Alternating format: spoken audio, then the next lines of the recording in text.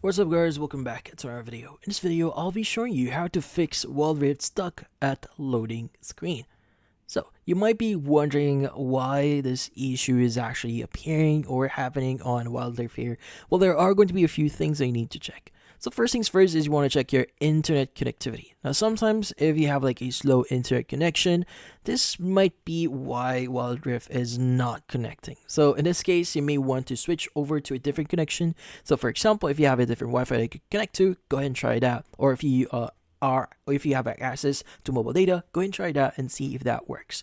Now in most cases, this is the most of the time the issue that you may be encountering in your in WildRift. So in this case, just check your internet connection.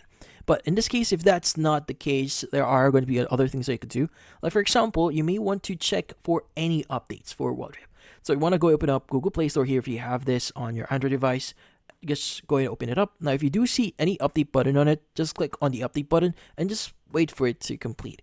Now, once update is complete, go ahead and just start playing it. Click on play here and see if that works.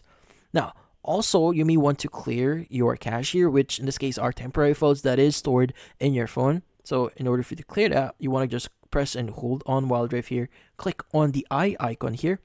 And at the bottom right here, you should see the clear option. So if you already have that, since I recently cleared my cache here, you don't. It's going to say clear all data. But typically, if you click on clear here, just choose the option here that says clear data, not clear all data, not delete all data here, just clear data, and clear cache.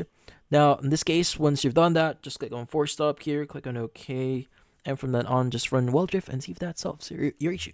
So if you found this video helpful, don't forget to leave a like or maybe subscribe to our channel. Thank you for watching.